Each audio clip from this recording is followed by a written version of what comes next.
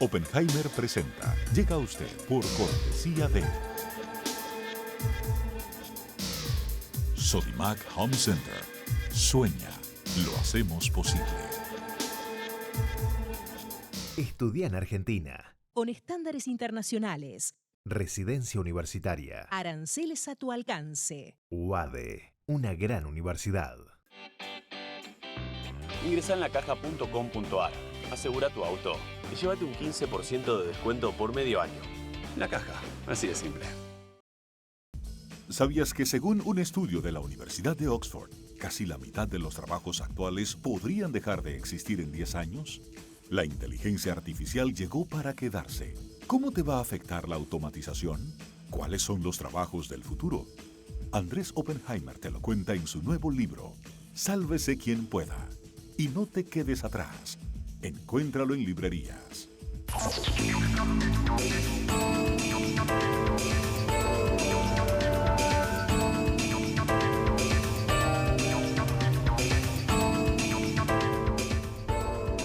Hola, ¿qué tal? ¿Cómo les va? Soy Andrés Oppenheimer. Gracias por estar con nosotros.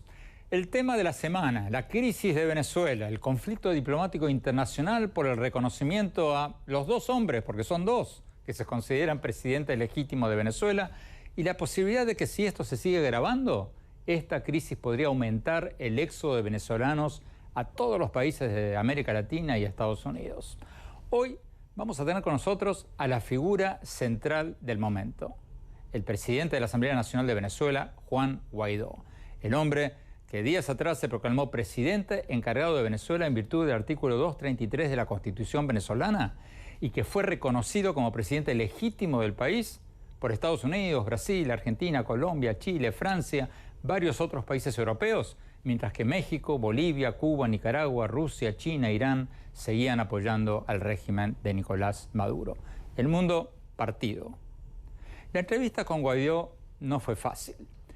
La hicimos poco antes de su juramentación, y pocas horas después de que el Tribunal Supremo de Justicia, que responde a Maduro, declarara nula su presidencia del Parlamento. Les cuento, nuestro camarógrafo fue a la entrevista a la hora que habíamos convenido en su oficina, en la oficina de Guaidó, en la Asamblea Nacional, pero al poco rato surgieron versiones de que Guaidó iba a ser arrestado de un momento a otro porque el Tribunal Supremo de Justicia de Maduro acababa de hacer ese pronunciamiento y no acudió a la entrevista. Al poco rato tuvimos que hacerla por vía telefónica desde un lugar no revelado de Caracas. Le preguntamos a Guaidó, entre otras cosas, cuáles serían sus primeras medidas si se juramentaba como presidente, cosa que pasó 2 días después, si pensaba asilarse en una embajada y dirigir un gobierno alternativo desde allí, y le pedimos también que nos contara sobre su vida. El respaldo de la comunidad internacional ha sido importante. Yo creo que hay algunos elementos que a petición del Parlamento, por ejemplo, autorizar la ayuda humanitaria, a petición del Parlamento Nacional, el elevar la presión a través de las sanciones a personas, a funcionarios corruptos y violadores de derechos humanos. También el entendimiento del proceso de acompañamiento al restablecimiento de la democracia. También no prestarse para falsos diálogos o mediaciones, sino para buscar soluciones políticas al conflicto, que es distinto. En el momento que estamos grabando este programa, la cúpula militar venezolana seguía respaldando a Maduro y no sabemos cuál va a ser la situación cuando salgamos al aire, porque, como les decía recién, este programa es pregrabado. Pero vamos a escuchar lo que nos dijo Guaidó y luego lo vamos a analizar con nuestros invitados. Desde Washington nos va a acompañar el coordinador del grupo de trabajo de la OEA, de la Organización de Estados Americanos, sobre la migración venezolana, David Smolansky. Smolansky fue el alcalde del Altillo en Venezuela y es dirigente opositor, por cierto, del mismo partido que Juan Guaidó. Y le vamos a preguntar también sobre las posibilidades, lo que nos dijo el secretario general de la OEA, Luis Almagro, recientemente en este programa, de que el éxodo venezolano podría llegar a 10 millones de personas en los próximos 4 años. Y en nuestros estudios vamos a tener a la doctora Vilma Petrach, profesora de Relaciones Internacionales del Miami-Dade College, que sigue muy, pero muy de cerca la situación en Venezuela. Pero antes de ir a la entrevista que le hicimos a Guaidó, vamos a hablar con la vicepresidenta de Colombia, Marta Lucía Ramírez. Colombia, como ustedes saben, es el país más directamente afectado por la crisis de Venezuela, porque ya se han cruzado a Colombia más de 1 millón de venezolanos y siguen cruzando la frontera miles de venezolanos todos los días. La vicepresidenta Ramírez tiene entre sus funciones monitorear varios aspectos de la crisis venezolana. Vamos a Bogotá. Vicepresidenta Ramírez, muchas gracias por estar con nosotros. Vicepresidenta, Colombia ya ha reconocido oficialmente a Guaidó como presidente interino. El presidente Duque lo dijo en Davos. Ya es una posición tomada. ¿Cómo sigue esto ahora? ¿Cómo piensa Colombia que tendría que resolverse esta situación? Bueno, pues Andrés, muchísimas gracias por esta invitación. Efectivamente, Colombia, al igual que Argentina, Brasil, Canadá, Chile, tantos otros países, Panamá, Perú, ha reconocido el régimen, la transición que hay realmente en Venezuela y ha reconocido que el régimen anterior pues ha cesado funciones el mismo día 10 de enero, que de acuerdo con la Constitución de Venezuela, el artículo 233, es el presidente de la Asamblea quien legítimamente debe hoy ocupar la presidencia de Venezuela para llevar, como dice la Constitución, hacia una elección democrática. Lo que sigue debe ser ahora realmente que este gobierno nuevo en Venezuela, en cabeza de Juan Guaidó, pues tome las decisiones, señalar sus embajadores, nombrar sus embajadores ante los diferentes países y, como lo ha anunciado él, también dar instrucciones a todas las organismos multilaterales, a toda la banca internacional, que cualquier transacción económica que comprometa al Estado de Venezuela solamente se puede hacer con el gobierno legítimamente representado hoy en cabeza de él, porque sabemos obviamente la destrucción de capital que ha habido en Venezuela durante todos estos últimos años en manos del régimen anterior, el régimen de Maduro. Vicepresidenta, estamos programando este programa, no sabemos qué va a ocurrir en el momento en que salgamos al aire. ¿Qué pasa si arrestan a Guaidó? Bueno, ¿Cuál pues sería la sería reacción de Colombia y realmente otros muy países? grave, porque sería el arresto a un presidente constitucional. Es que esto que ha salido a decir Maduro y su gente, que él fue el que se tomó la presidencia, eso no es cierto. Lo que ha hecho es proceder de acuerdo con la Constitución venezolana, ese artículo 233, y asumir realmente esa obligación constitucional de cara al pueblo de Venezuela, con el apoyo mayoritario de la Asamblea Nacional, que es el único órgano que ha sido elegido democráticamente y que se encuentra en funcionamiento, porque el otro órgano que se eligió democráticamente, pero que está funcionando en el exilio, que es el Tribunal Superior, pues no está en Venezuela para poder ejercer. De tal forma que un arresto sería totalmente inaceptable para la comunidad internacional. Maduro dice que hubo un golpe de Estado impulsado por el imperialismo en Venezuela. La oposición y los países que reconocen a Guaidó dicen que el ilegítimo es Maduro, que a partir del 10 de enero, cuando juramentó para un segundo mandato, lo hizo en base a elecciones fraudulentas y que terminó de quebrar el orden constitucional Maduro en el 2016, cuando prácticamente dejó sin funciones al Parlamento, a la Asamblea Nacional, que fue democráticamente electo en el 2015. ¿Qué dice usted al argumento de quienes piensan de que Guaidó es un golpista, que acá hubo un golpe de Estado? Pues evidentemente no hay ningún golpe de Estado por parte de Juan Guaidó, porque, como dije ya, él está cumpliendo el artículo 233 de la Constitución. Quien ocupó ilegítimamente esa silla durante un tiempo largo, evidentemente fue Maduro, porque hubo una elección fraudulenta que se calificó como tal por varios países.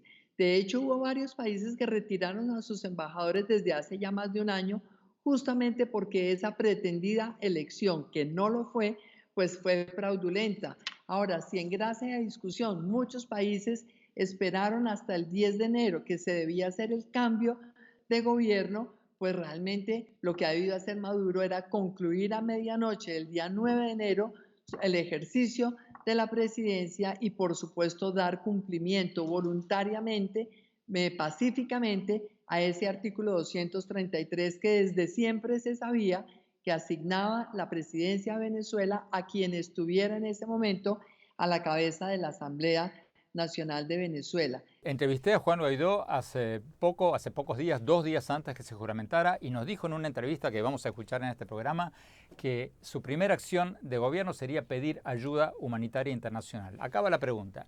Si Guaidó pide oficialmente a los países amigos que manden alimentos y medicinas a la frontera de Colombia, a la frontera de Brasil, por ejemplo, ¿apoyaría Colombia eso en caso de que Maduro se siga oponiendo a dejar entrar ayuda al país por pensar que no existe una crisis humanitaria en Venezuela?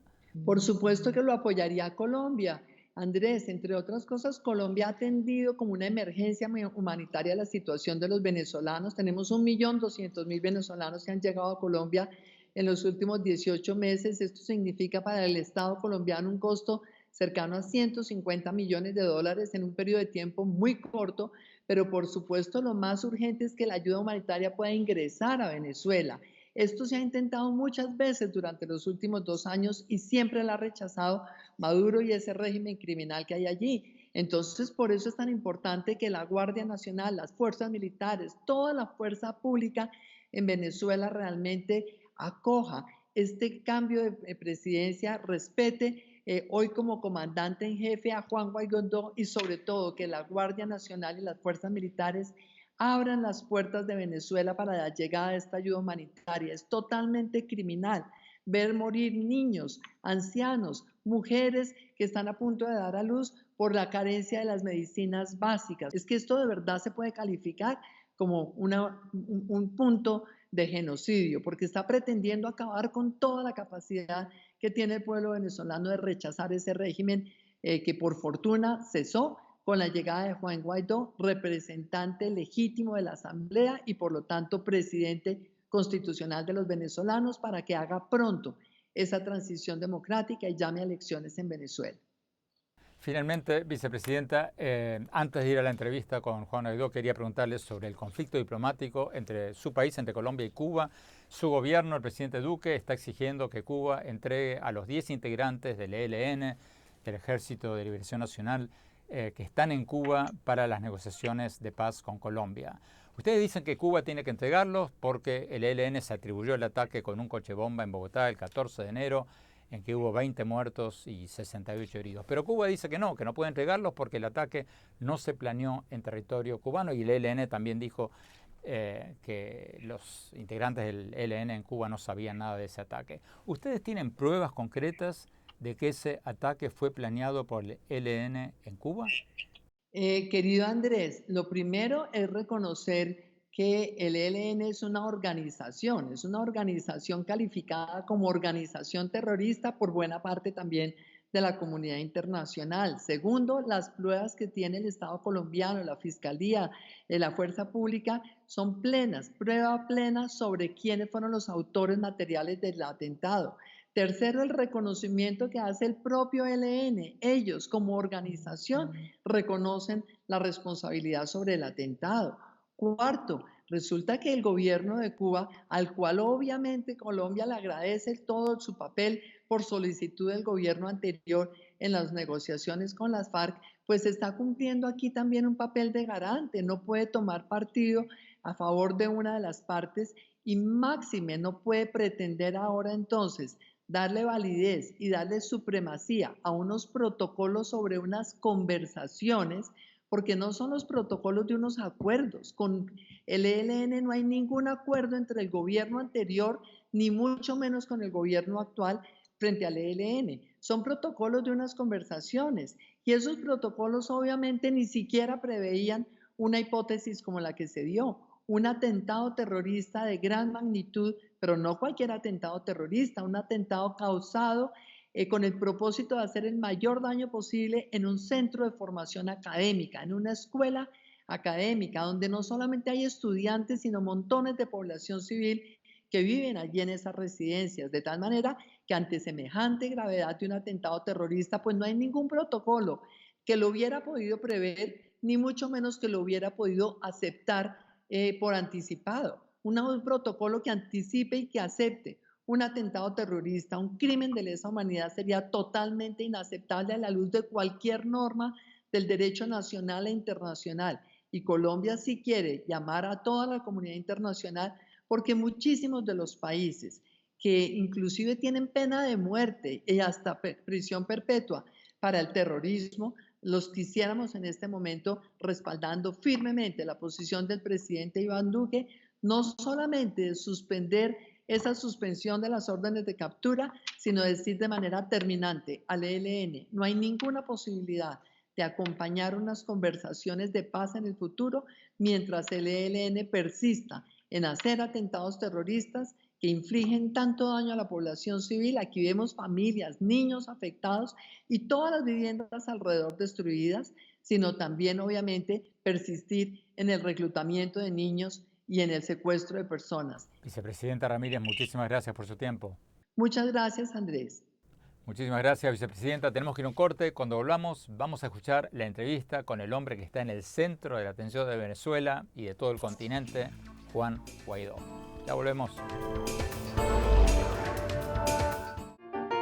Sueña con ser el papá que tiene las herramientas para hacerlo todo.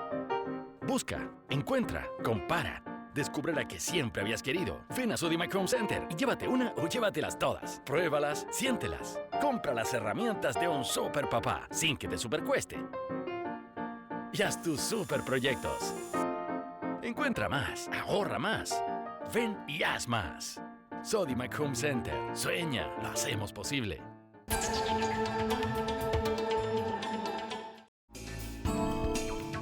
Gracias por seguir con nosotros. Como les contábamos en el bloque anterior, hace pocos días entrevistamos al presidente de la Asamblea Nacional de Venezuela, Juan Guaidó, el hombre del momento en Venezuela, quizás en el mundo. Estados Unidos, Brasil, Colombia, Francia, muchos otros países, las principales democracias occidentales, lo reconocen como el presidente legítimo de Venezuela. Pero Cuba, México, Bolivia, Rusia, China, otros países siguen reconociendo al régimen de Nicolás Maduro, que hasta el momento en que estamos pregrabando este programa, porque no estamos saliendo en vivo, cuenta con el apoyo de la cúpula militar. Lo tuvimos que entrevistar a Guaidó telefónicamente, porque cuando nuestro camarógrafo llegó a su oficina en la Asamblea Nacional para hacer la entrevista que habíamos coordinado, el Tribunal Supremo de Justicia, que responde a Maduro, declaró nulo el nombramiento de Guaidó como presidente de la Asamblea Nacional y surgieron versiones en ese momento de que sería arrestado de un momento a otro. De manera que lo entrevistamos por teléfono desde un lugar no revelado. Veamos lo que nos dijo.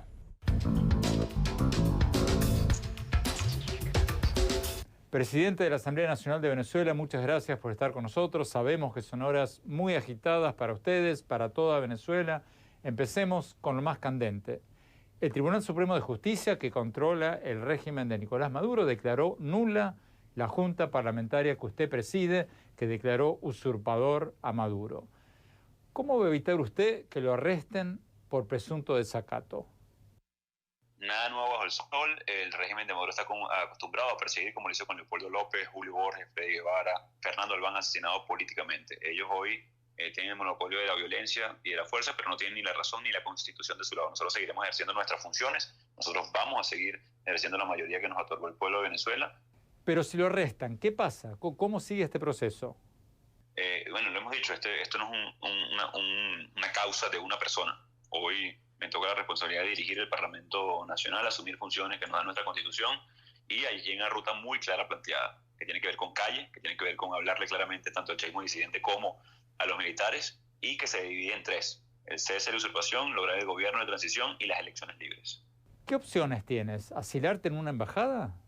No, en absoluto. Nosotros mañana tenemos sesión ordinaria del Parlamento, la cual está convocada, que tiene además 3 puntos muy importantes, que tiene que ver con la ley de transición, precisamente para normar este escenario inédito que hoy vive Venezuela, explicar la necesidad de amplitud de ese proceso y de que todos los sectores, incluidas las Fuerzas Armadas, son necesarios para el proceso de transición, y adicionalmente lo que tiene que ver con el sistema interamericano. Doctora Petrach, como decíamos antes, este programa es pregrabado, no sabemos lo que va a ocurrir el domingo a la noche cuando salgamos al aire, pero ¿puede haber 2 gobiernos? O sea, ¿puede sobrevivir el gobierno reconocido por Estados Unidos, Brasil, Argentina, Colombia, Francia y tantos otros países, Juan Guaidó, sin que lo arresten? Bueno, yo creo que lo mismo comentábamos antes de comenzar el programa, Andrés, que esto es una situación inédita. Evidentemente lo que se está planteando es la posibilidad de que existan dos gobiernos, uno de los cuales está deslegitimado y es considerado usurpador, de acuerdo al propio ordenamiento constitucional del país. Y por el otro lado tenemos un gobierno que está siendo reconocido por las principales democracias del mundo. El tema ciertamente es que el gobierno ilegítimo de Nicolás Maduro, usurpador, está en control del aparato represor del país. Y evidentemente ya se vio con las muertes que han habido, la cantidad de gente, más de 70 personas presas, hasta el momento en que estamos hablando, más de 7, 8 personas asesinadas. Sabemos que el gobierno, sin embargo, una cosa interesante que se vio, y quiero ser muy responsable con esta opinión que voy a omitir, o este análisis que estoy haciendo, el tema del quiebre militar. Y yo creo que ya se está planteando que el gobierno está perdiendo el control de ese monopolio legítimo. ¿Qué evidencias hay de eso? Bueno, ayer, por ejemplo, estamos hablando del 23 de enero, por supuesto esto está grabándose, se produjo situaciones en las cuales efectivos militares decidieron marchar con la población o policiales decidieron no arremeter contra la población. De manera que ya hemos visto cierto rompimiento de filas en ese sentido. También se han dado, Andrés, durante varios meses, ya vimos el pronunciamiento en Cotiza, pero también de la Guardia Nacional, efectivos de la Guardia Nacional, pero también se dice con mucha contundencia que efectivos medios y bajos de las Fuerzas Armadas han venido desertando masivamente. Lo cual quiere decir que la Fuerza Armada está en un proceso interno de presión muy fuerte y también de ruptura, si se quiere, de las líneas de mando y de la capacidad de acción frente a un proceso que parece que se ha desbordado, no solamente, Andrés, porque está la parte opositora que hemos conocido hasta ahora en la calle, sino también porque el pueblo chavista se ha anexado a esa lucha y está en un proceso de resistencia frente a un régimen que literalmente está matando de hambre a la población. Vamos a Washington. Sí. David Smolansky en Washington. David, tú escuchaste, Juan Guaidó nos decía recién en la entrevista que le hicimos que no piensa asilarse a una embajada. No sabemos qué va a ocurrir en las próximas horas. Este programa, lo repetimos una vez más, grabado. Pero, ¿cómo puede evitar ser arrestado por las fuerzas de Maduro si no se asila en una embajada? Y la segunda pregunta, si se asila en una embajada, ¿se animaría Maduro a irrumpir en una embajada? Andrés, con respecto a tu primera pregunta, ya eso sucedió. Juan Guaidó estuvo o intentó ser detenido por los cuerpos de seguridad el domingo 13 de enero y los mismos cuerpos de seguridad desobedecieron la orden de Nicolás Maduro.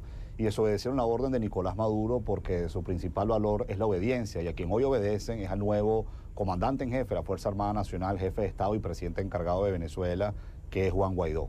Yo más bien creo que en la Fuerza Armada se está dando un proceso paulatino, progresivo, donde los distintos componentes de la Fuerza Armada Nacional, Guardia, Ejército, Aviación y Marina, van a ir dejando aislado a Nicolás Maduro y van a ir obedeciendo a Juan Guaidó, que es el presidente encargado de nuestro país, que es quien respalda a la inmensa mayoría de los venezolanos y además tiene el respaldo de la mayoría de las democracias del mundo. Entonces, él ha estado bajo una situación de riesgo desde que se decidió a ser presidente de la Asamblea Nacional el pasado 5 de enero y desde ese entonces, pues él se ha mantenido en las calles, ha venido actuando como un jefe de Estado, ya se juramentó esta semana como presidente encargado y no solamente los ojos de Venezuela, sino del mundo están sobre él.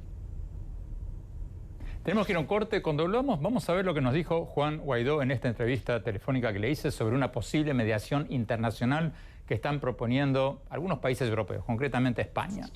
No se vayan, ya volvemos.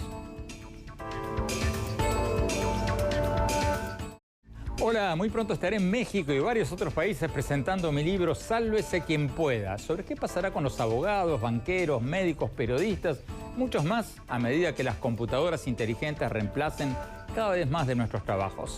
Espero verlos, no se vayan, ya seguimos con el programa. Gracias por seguir con nosotros. Estamos escuchando la entrevista que le hicimos al hombre del momento en Venezuela, en América Latina, el presidente de la Asamblea Nacional, Juan Guaidó. La oposición venezolana, Estados Unidos, Brasil, Colombia, Argentina, Francia, varios otros países europeos lo consideran el presidente legítimo de Venezuela.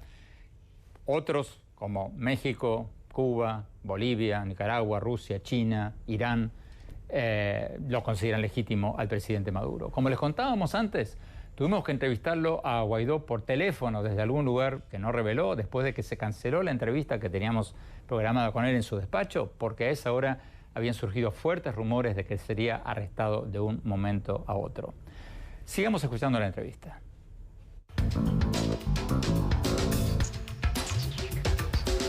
Pero hay un peligro concreto de que ordenen tu arresto tras esta decisión del Tribunal Supremo de Justicia oficialista. ¿Qué crees que debería hacer la comunidad internacional en estos momentos?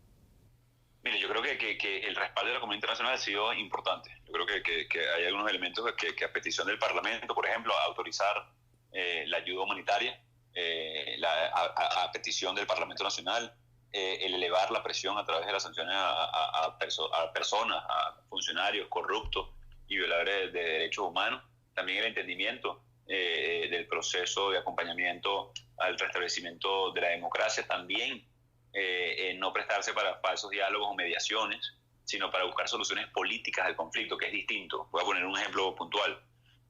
Grupo de contacto para un diálogo en Venezuela es distinto al grupo de contacto para una salida política a la crisis venezolana.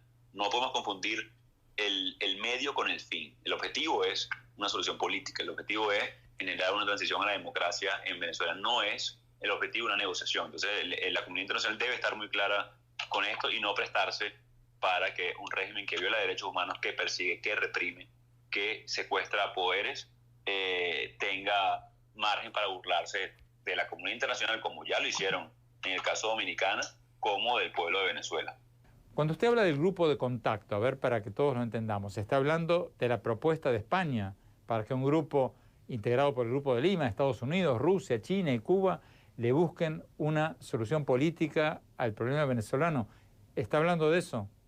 Sí, eso es parte de las propuestas que están en mesa hoy por parte de la comunidad internacional. Sí, siempre se tiene la claridad de que el objetivo es una solución política a la crisis, al conflicto social, humanitario y político que vive Venezuela, es distinto a que el objetivo sea un medio en sí mismo. Vamos a Washington. David Smolansky, ayúdame a interpretar lo que nos acaba de decir Juan Guaidó. ¿Está en contra de un grupo de contacto, decía él? Porque, si lo entendí bien, ¿esa es una vía que ya se ha intentado y fracasó? ¿O cuáles son los fundamentos? La única negociación que es posible hoy en Venezuela, Andrés, es que Nicolás Maduro abandone Miraflores. Ya se ha comprobado en reiteradas ocasiones que el diálogo que ha utilizado el régimen es para ganar tiempo, para dividir a quienes ya hoy somos gobierno, para desmoralizar a la gente y para desmovilizar a un pueblo que hoy está en las calles. Ya eso ocurrió en el 2016 cuando se burlaron del Vaticano, ya eso ocurrió en 2017 con aquel diálogo nefasto en República Dominicana y posiblemente están buscando eso mismo ahora este año. Pero estamos muy claros que esa vía definitivamente lo que hace es colocarle oxígeno a un dictador que hoy está literalmente atrincherado en el Palacio de Miraflores. Maduro hoy no puede.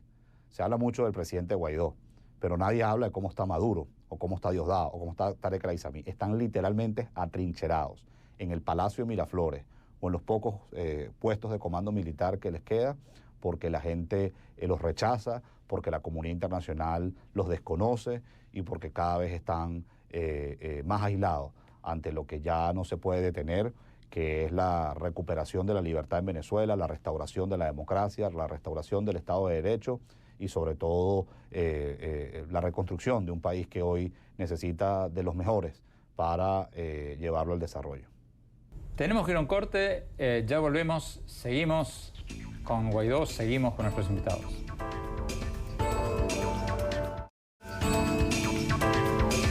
Gracias por seguir con nosotros. Estamos escuchando partes de la entrevista que le hicimos al hombre del momento en Venezuela, al presidente de la Asamblea Nacional, Juan Guaidó, el hombre reconocido por Estados Unidos, por Brasil, Colombia, Argentina, Perú, varios otros países latinoamericanos, las principales democracias europeas, como el presidente legítimo de Venezuela. Este programa es pregrabado, estamos saliendo horas antes de que salga al aire No sabemos cuál es la situación actual de Juan Guaidó, pero hablamos con él hace pocos días y bueno, vamos a seguir escuchando lo que nos dijo.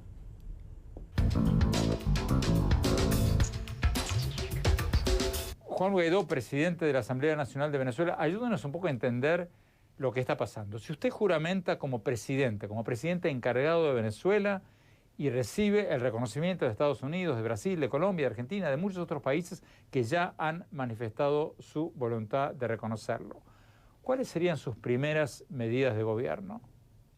Mira, hay varios elementos con respecto a esto. Nuestra Constitución, hoy secuestrada, han desmontado el Estado de Derecho en Venezuela.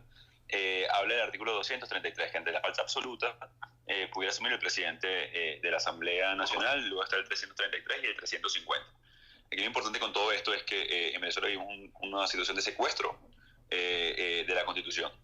Aquí lo importante y las medidas urgentes para atender en Venezuela es, uno, asumir esas competencias para atender la emergencia humanitaria severa que hoy vive Venezuela, reconocida ya así hoy incluso por la ONU, lo que ha sido la crisis de migrantes más importante en nuestro hemisferio, y luego estabilizar y dar gobernabilidad a un gobierno que debe dar paso a unas elecciones libres en Venezuela para así poder tener los auxilios económicos pertinentes y necesarios para activar el aparato productivo venezolano, para rescatar la industria petrolera, generar empleos y poder, en definitiva, enrumbar a Venezuela hacia el progreso. Pero no ha contestado mi pregunta. ¿Cuáles serían sus primeras medidas? Bueno, ya te lo comentaba, Andrés. La autorización de la ayuda humanitaria creo que es lo primero. Hoy muere gente en Venezuela de hambre, y luego la renovación de los poderes que den paso a una elección libre, ahora, de nuevo. Y la construcción de consenso para lograr esas capacidades y ese poder para poder cambiarlo es fundamental. Pero, por ejemplo, en ese periodo de transición, ¿podría nombrar embajadores? ¿Podría nombrar un gabinete, ministros? Una vez cese la usurpación y vayamos a un gobierno de transición, sí, tiene que haber un gobierno amplio de nivel nacional donde participen todos los sectores. Pero eso, de nuevo, eso va a tener que ver mucho con la conformación de ese gobierno de transición.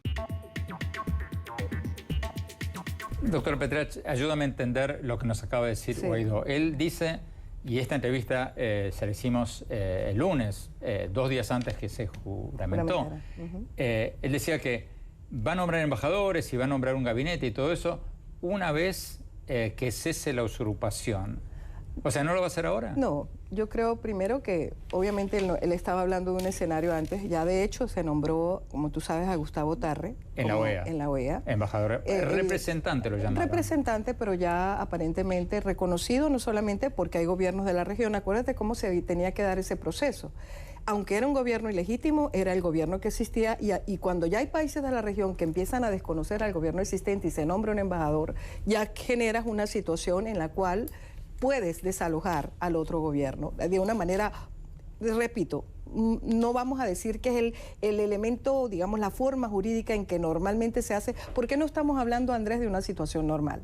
Pero ya hay un embajador nombrado, una persona que, por cierto, vive en Washington, conocedora ampliamente de lo que pasa en Venezuela y que además tiene los argumentos efectivos para defender la causa venezolana en ese contexto regional. Por otro lado, tú me hablabas antes, y esto es importante decirlo, la amenaza contra Guaidó vino, y contra la embajada, por cierto, de Estados Unidos, vino de parte de Diosdado Cabello. Acuérdate que el gobierno de Nicolás Maduro es un gobierno bicéfalo.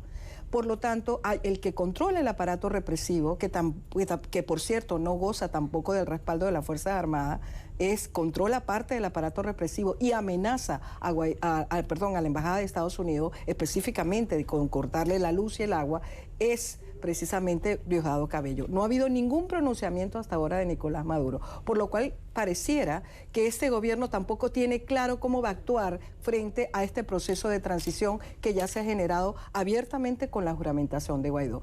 Yo creo que ahí están los escenarios abiertos. También corresponde que el gobierno de Guaidó permanezca en el país. Creo que generaría otro vacío de poder que no corresponde y que no es conveniente en este momento, porque también generaría mucha zozobra a nivel de la población. Refugiarse en una embajada sería un paso, en mi opinión, desacertado, Andrés. Creo que le corresponde quedarse, probablemente buscando el apoyo de Fuerzas Armadas disidentes, de elementos disidentes de las Fuerzas Armadas que lo protejan y fuerzas policiales que lo protejan, y otros factores en el cual él pueda permanecer resguardado en el país y dictando directrices para esa transición que se está dando en este momento. Tenemos que ir a un corte, ya volvemos, ya seguimos.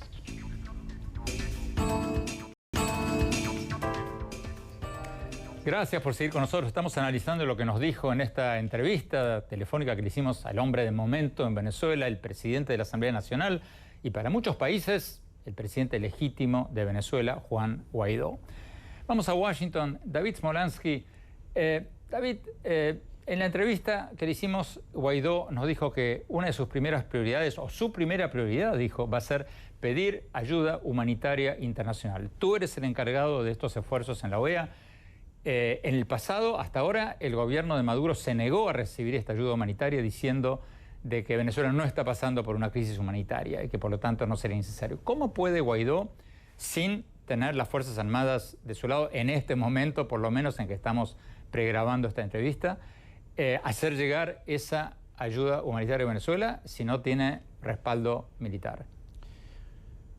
Lo importante es que ya Guaidó como presidente encargado puede solicitar esa ayuda humanitaria. Y lo que es más importante aún es que hay plena disposición de distintos gobiernos del mundo de ayudar a los venezolanos que hoy estamos padeciendo una crisis sin precedentes por falta de comida y medicinas, con enfermedades que ya habían sido erradicadas y han reaparecido y con millones que tienen síntomas de desnutrición. Hay distintas vías, además de ingresar esa ayuda humanitaria, vías marítimas por el este y el oeste del país, así como también vía terrestre en frontera con Colombia o en frontera con Brasil.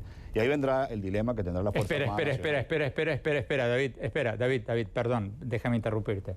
¿Cómo van a entrar por vía marítima o terrestre si no tiene respaldo militar? A eso iba, y ese es el gran dilema que va a tener la Fuerza Armada Nacional.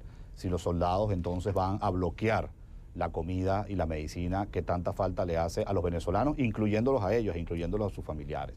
Yo insisto, como te decía anteriormente, que en la Fuerza Armada Nacional se está dando un proceso paulatino donde van a terminar de obedecer a Juan Guaidó como jefe de Estado y comandante en jefe de la Fuerza Armada. El descontento que hay en los rangos medios y bajos de los militares en Venezuela es muy alto. Además de eso, ellos saben las torturas a las que han sido sometidos los soldados institucionalistas que hoy están injustamente presos por razones políticas. David Smolansky, a ver, aclaremos esto porque tú eres el coordinador de los esfuerzos de la OEA para la crisis de refugiados venezolanos y por lo tanto estás directamente involucrado con este tema de la ayuda humanitaria.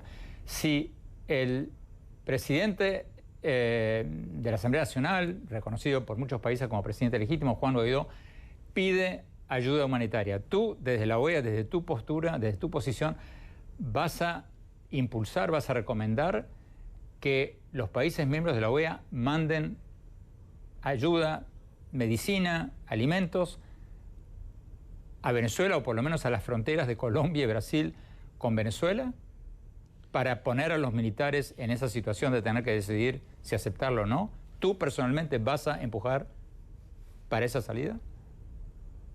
Es que totalmente, Andrés. Es decir, hoy los venezolanos se están muriendo literalmente de hambre.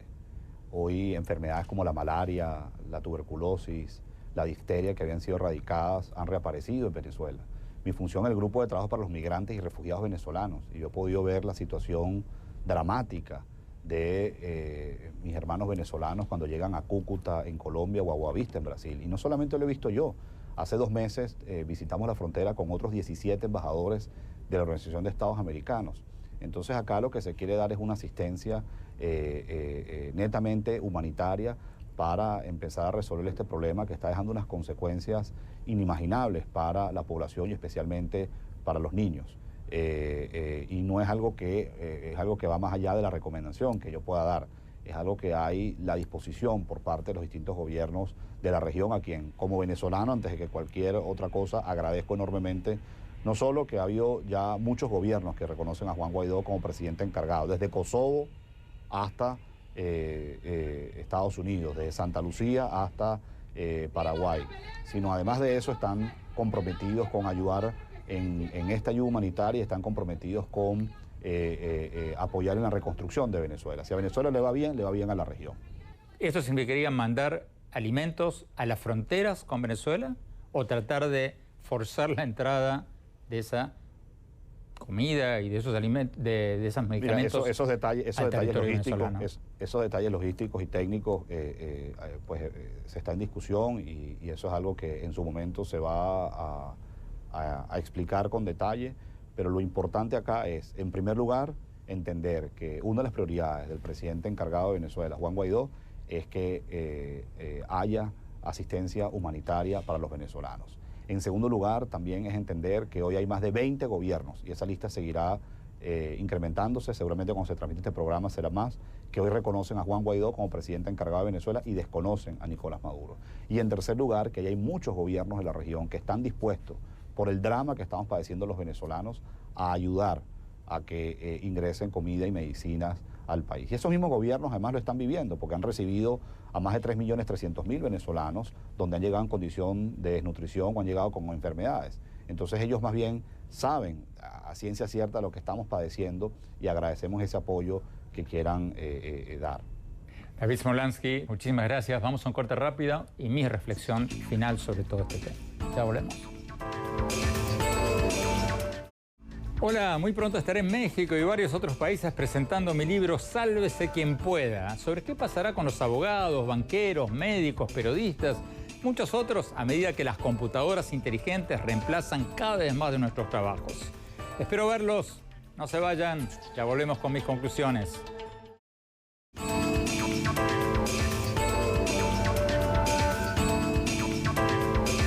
Muchas gracias por seguir con nosotros. La verdad es que fueron dramáticos los testimonios que nos dieron en el programa de hoy el presidente de la Asamblea Nacional de Venezuela y para muchas democracias del occidente, las principales, el presidente legítimo de Venezuela, el presidente encargado de Venezuela, Juan Guaidó, y la vicepresidenta de Colombia, Marta Lucía Ramírez.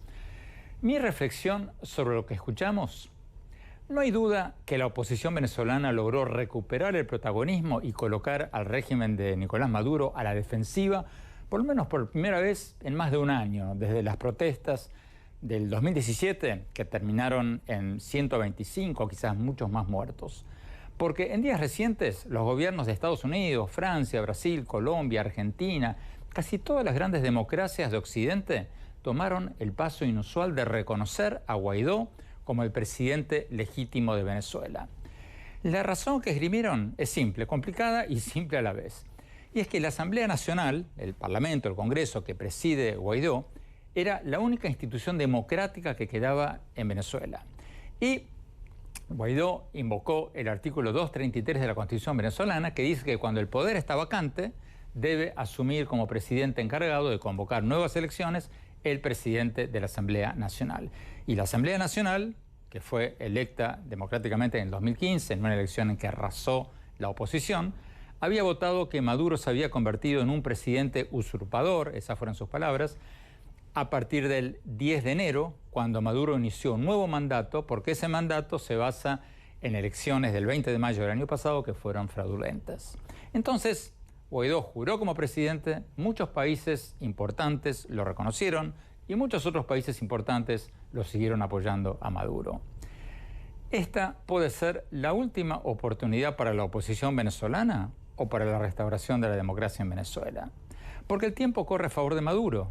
Si siguen huyendo del país millones de venezolanos, Maduro se va a quedar con una masa de gente dependiente de los subsidios de comida del gobierno y por lo tanto fácilmente controlable, como en Cuba. Según nos dijo el secretario general de la OEA, Luis Almagro, en este programa hace poco, el éxodo de venezolanos podría llegar a 10 millones de personas en los próximos 4 años. Y la gran pregunta es si el régimen de Maduro no está buscando precisamente eso, que se vaya toda la clase media y una buena parte de la clase trabajadora para quedarse con una población fácilmente controlable. Por eso, los próximos días, las próximas horas serán cruciales para Venezuela. Bueno, se nos acabó el tiempo. Gracias por habernos acompañado y los invito a visitarnos en mi blog, donde voy a hablar sobre todos estos temas hora a hora sobre Venezuela, en el sitio web andresopenheimer.com. Si se registran ahí, les vamos a mandar por email todas las semanas mis columnas del Miami Herald y nuestros más recientes programas. Les recuerdo la dirección es andresopenheimer.com y síganme también en Twitter, @OpenheimerA, en mi página de Facebook y ahora también en Instagram, en Andrés Oppenheimer Oficial. Gracias por habernos acompañado. Hasta la semana próxima.